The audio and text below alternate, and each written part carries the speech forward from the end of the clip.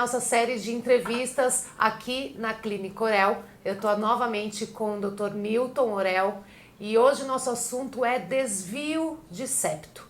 Doutor, eu só descobri que eu tinha desvio de septo, isso em 98, já faz um tempinho, porque eu fui em uma fono, porque eu tinha muito a voz rouca.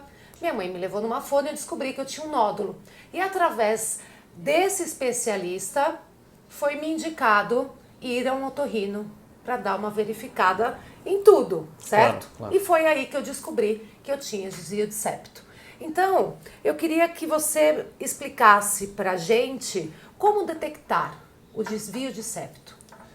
Bom, a detecção do desvio de septo ele é feito ao exame físico e, se necessário, exames diagnósticos para confirmar e ver a extensão desse desvio de septo.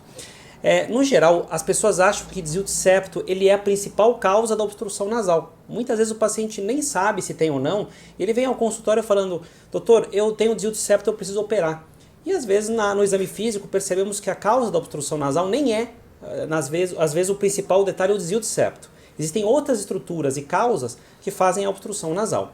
Agora, em relação ao septo nasal, ele é uma estrutura ósseo-cartilaginosa, ou seja, na frente, a parte mais molinha é uma parte cartilaginosa, mais mole, e do meio para trás, ele além da parte cartilaginosa, ele começa uma parte óssea. Tá? Para fazer toda a verificação dele, em detalhes, uma tomografia computadorizada dos seios da face nos mostra. Mas o exame físico feito na cadeira do otorrino pode mostrar muito bem as características dele e muitas vezes com a câmera, com a nasofibroscopia, vemos detalhes muito importantes dessa respiração.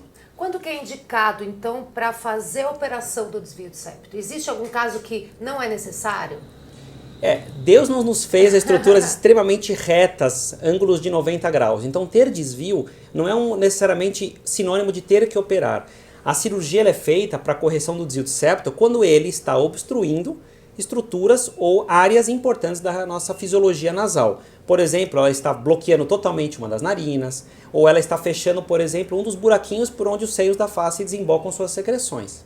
Então, esses são casos onde o desvio de septo ele tem que ser melhorado. Mas na maioria das vezes, quando entramos numa cirurgia nasal, o septo é apenas uma das partes da cirurgia. Muitas vezes temos que mexer em outras estruturas anexas, como cornetos nasais, limpeza dos seios da face, remoção de pólipos e outras estruturas que não deveriam estar no lugar onde estão. Recuperação de uma operação de desvio de septo é rápida ou demorada? Olha, geralmente são cirurgias de day hospital, ou seja, o paciente entra de manhã e vai embora no mesmo dia. Ai, que legal!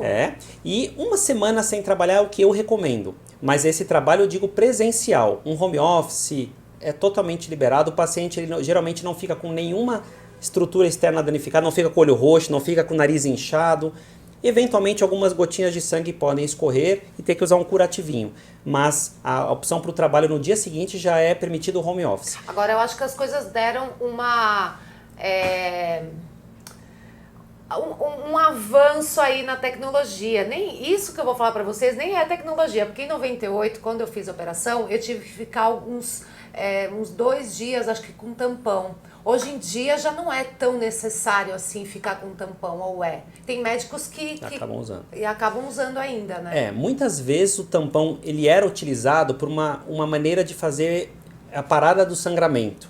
Mas hoje em dia, com o advento das microcâmeras, das fibras óticas, nós colocamos uma câmera na parte mais posterior do nariz e conseguimos enxergar cada ponto que tem o sangramento. E assim fazer uma coagulação, fazer uma cauterização exatamente dos pontos sangrantes. Isso faz com que o paciente não precise ficar com um tampão para estancar sangramento, porque basicamente quase não há sangramento. Então o paciente ele não sai com um tampão. Faz muitos anos que eu não coloco um tampão numa pessoa. Sabia que existia uma coisa já mais moderna de 98 para cá. Com certeza. Agora, uma curiosidade que eu tenho, que talvez você de casa também tenha. Como detectar numa tomografia o desvio de septo? Eu tenho essa curiosidade, então fica com a gente. Respondendo a sua pergunta, eu vou mostrar aqui um exemplo de uma tomografia. Esse corte ele se chama um corte coronal. Nós estamos vendo um ser humano de frente. Esse daqui seria o olho direito, esse daqui seria o olho esquerdo. Aqui seria a estrutura nasal e aqui as bochechas, a bochecha direita, a bochecha esquerda. Portanto, estamos vendo a pessoa de frente. Então, tudo que está deste ponto para cá seria o lado direito da pessoa, deste ponto para cá, o lado esquerdo. Essa estrutura do meio seria uma parte do septo. Por que que eu digo uma parte? Porque neste corte a câmera, o tomógrafo, ele vai avançando de frente para trás. Então aqui é um ponto específico, uma fotografia, onde estamos vendo neste ponto não tem grandes desvios. Claro que percebemos que ele não é uma régua, não é uma coisa absolutamente retilínea, mas neste ponto vemos que a passagem de ar, que é a parte preta, ela é absolutamente normal de uma narina e da outra. Já nessa outra imagem, de uma outra pessoa, vemos que o septo ele vem aqui de cima retinho, mas quando ele chega neste ponto, olha o que ele faz. Ele faz um esporão, ele faz uma ponta muito grande e aí ele retorna embaixo reto. Então toda esta parte, onde está essa flechinha branca, seria um desvio do septo. No caso, seria para o lado esquerdo da pessoa. E a passagem do ar acaba neste ponto sendo muito estreitada.